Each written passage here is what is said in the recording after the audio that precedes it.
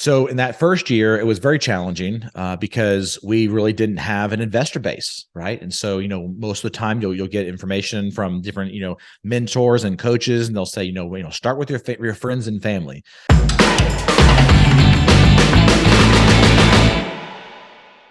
So I think one of the things that's helped us is that we invested. I say we, my wife and I invested on the LP side first to be able to kind of see kind of what it felt like, right? I also wanted to kind of know like what I'd liked and what I didn't like as an LP, so I could change some of that messaging and maybe increase that communication process with our LPs so that we could continue to keep our LPs next to us. And we have a very high repeat investor rate. We're tracking those very closely, and we're about 72 to 73% repeat investor rate in every project that we put together.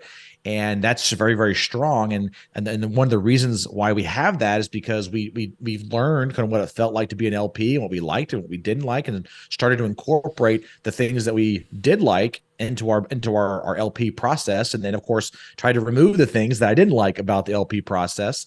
And really, I think the number one thing that most investors keep on telling us day in and day out that we do really well is we have a lot of great communication, whether it's good communication or whether it's communication that's providing good news or bad news. It's just communication so that they don't have to be reactive in getting information. We're just very proactive about sharing updates to them. We give out updates on every single one of our assets by the 14th of every month, and giving them the performance from the prior month.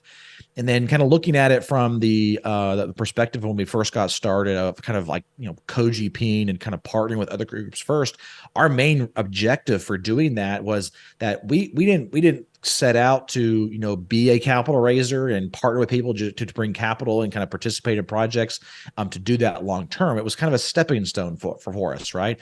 Because we knew it was going to be hard for us to acquire our very first one was a $8.9 million asset, 130 units out of Greenville, South Carolina. That was our first acquisition, but no one would have trusted us. No banks, no investors would have trusted us to, manage that type of an asset unless we had some form of a track record beforehand.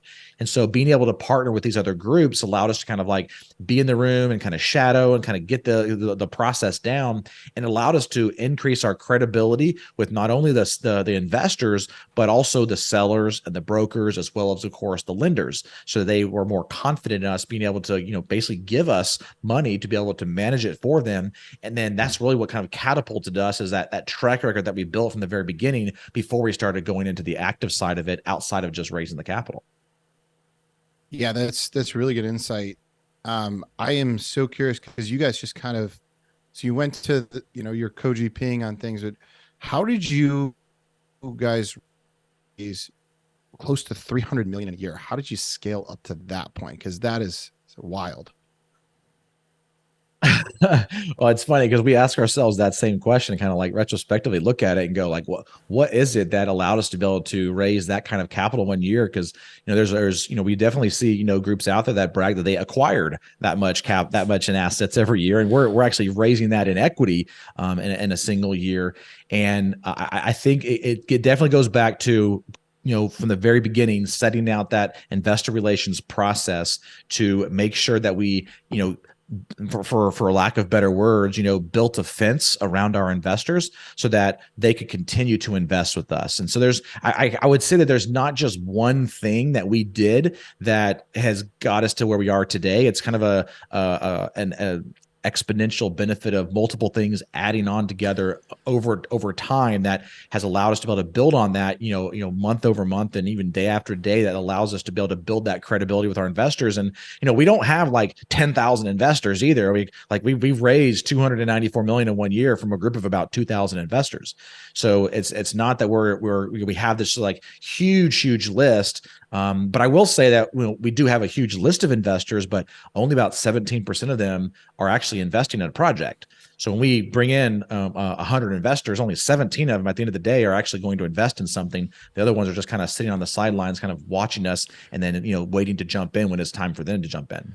Let's compare a little bit on how you raised money in 2018 when you raised $4 million versus how you raised money, so let's say last year when you raised almost $300 million. Compare the two.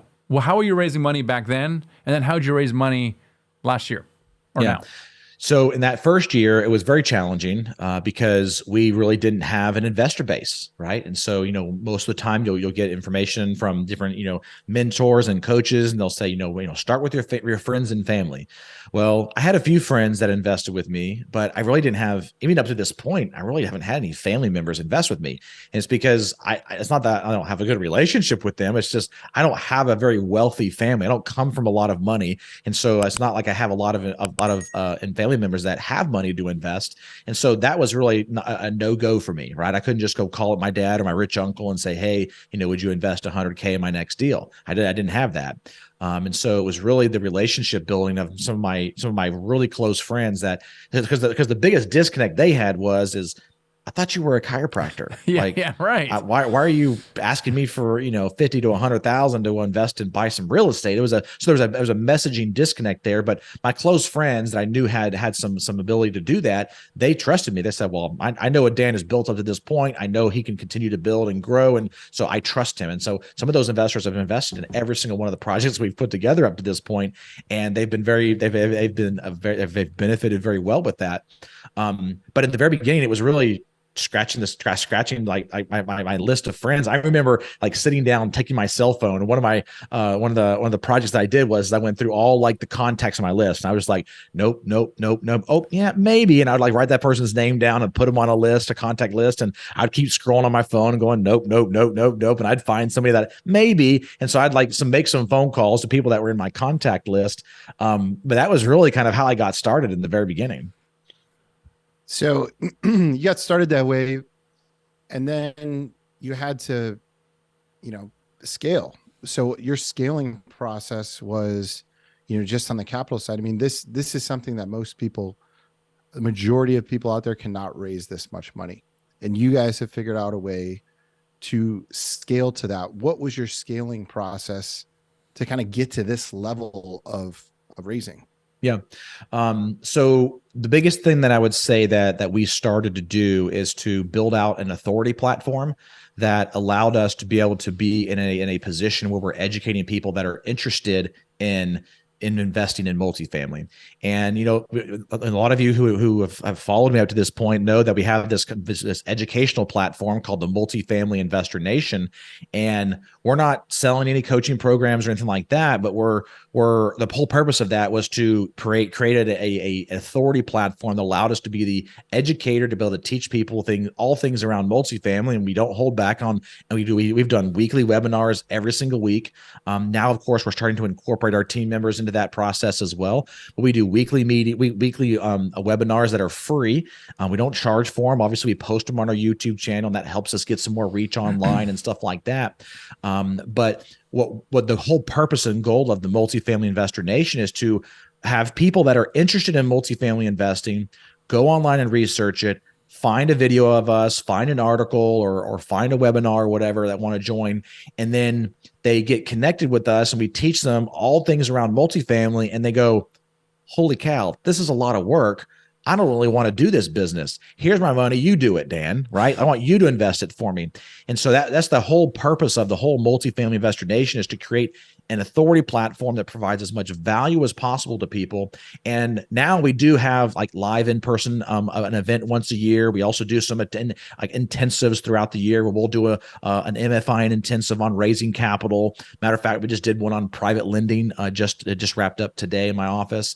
We've done one on asset management and acquisitions and dispositions. And so we've started to do some of those types of 2-day intensives, where workshop style with 30 people max. But our goal is we definitely don't want to do any type of one-on-one coaching. We just don't want to do that. We feel like that might hold us back from being able to continue to acquire and grow. And we really just want to stay focused on the acquisition side of it and continue to fill our pipeline with new investors that are interested in investing with us. And when we first got started, we had maybe 5, 10, 15, 20 leads a month coming in. And, now we keep track of that on a rolling 30-day basis. And, we've had some months where we're getting, 6, 7, 800 leads in one 30-day rolling period. And, right now I just pulled up for the webinar and we're sitting right at about 300. But, every single month we're getting new people that are coming under our fold that we're constantly having phone calls with. Our investor relations associates are doing that. And, we have a full business with this, right? We're not treating this like a hobby. It's not a nights and weekend thing for us. I mean, this is a full-time gig for us. And, we have, over 50 full-time people that are now working directly with passiveinvesting.com, from acquisitions and dispositions and our capital markets division, our asset management division, our finance team. We have our investor relations team and our investor services team. And there's a huge burden there from a labor perspective. But one of the things that we did from the very beginning is making sure that we can continue to scale and grow our team as our portfolio continues to scale and grow at the same time.